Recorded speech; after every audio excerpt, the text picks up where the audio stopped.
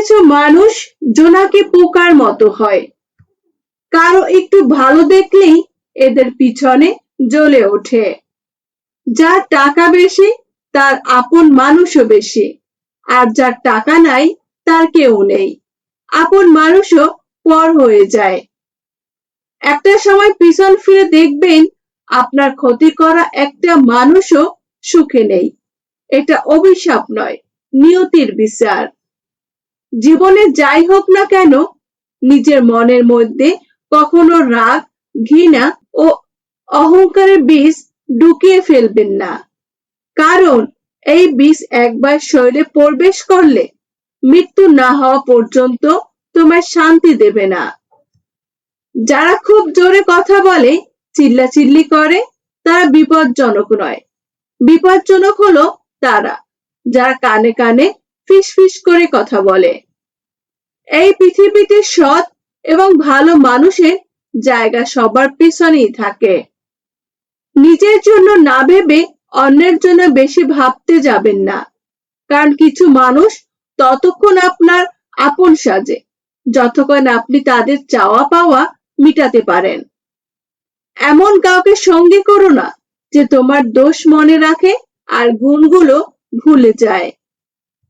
পুরুষ মানুষ অনেক দেরিতে বুঝতে পারে তার স্ত্রী সঠিক ছিল, কিন্তু যখন বুঝতে পারে তখন হয়তো তার স্ত্রী থাকে না, নয়তোবা ভুল শোধরানোর সময় আর থাকে না। পর মানুষ শত্রু হলে লড়াই করে জেতা যায়, কিন্তু আপন মানুষ শত্রু হলে উঠে দাঁড়ানোটাই কঠিন হয়ে যায়।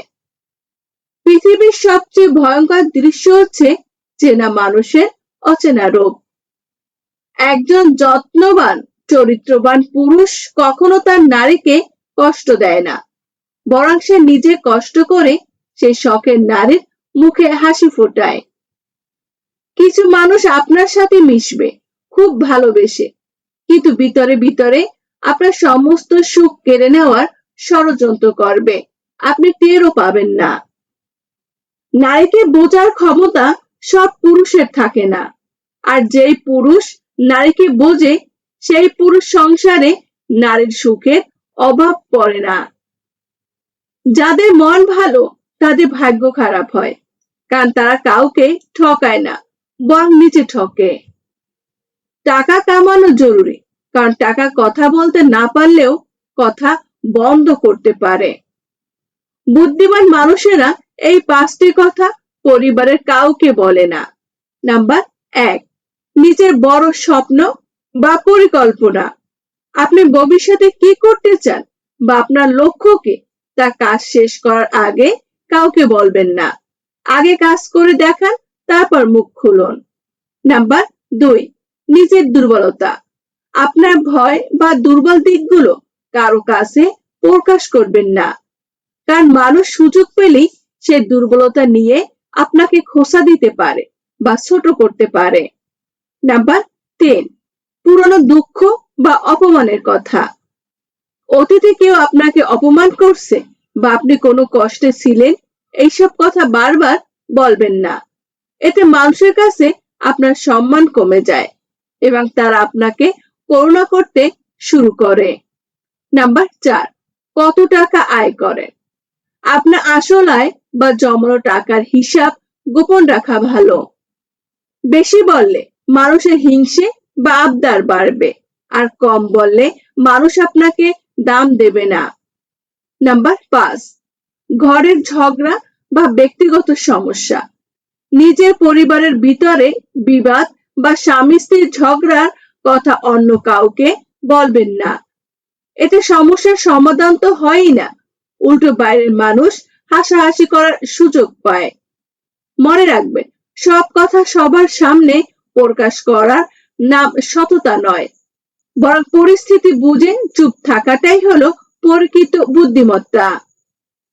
মিথ্যা এমন এক জিনিস যা ছড়িয়ে দেওয়া যায় কিন্তু প্রতিষ্ঠিত করা যায় না, আর সত্য এমন এক জিনিস যা লুকিয়ে রাখা যায় কিন্তু বিলুপ্ত করা যায় না। মানুষের জীবনে সবচেয়ে বড় শিক্ষা হলো তার নিজের সময় এবং পরিস্থিতি। এরা যা শিখায় তা পৃথিবীর কোনো বই শেখাতে পারবে না। কখনো কারো দীর্ঘশ্বাসের কারণ হবেন না। কথায় আছে না রিভেঞ্জ অফ নেচার। মানুষ ছেড়ে দিলেও প্রকৃতি কাউকে ছাড় দেয় না, কারণ সৃষ্টিকর্তা সবার জন্য, আপনার একার না। যদি কেউ তোমার বদনাম করে শান্তি পায়, তাকে বদনাম করতে দাও, কারণ সে তোমার বদনাম কেন করে জানো? শত চেষ্টা করেও কখনো তোমার সমতুল্য হতে পারে না।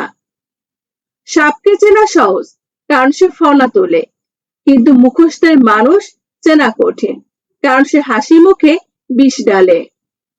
নির্বোধকে চেনা যায় তার বক্তব্য থেকে, আর জ্ঞানী লোককে চেনা যায় তার নীরবতা থেকে। পোকা আর ধোঁকা দুটি আলাদা হলেও গুণ কিন্তু একই।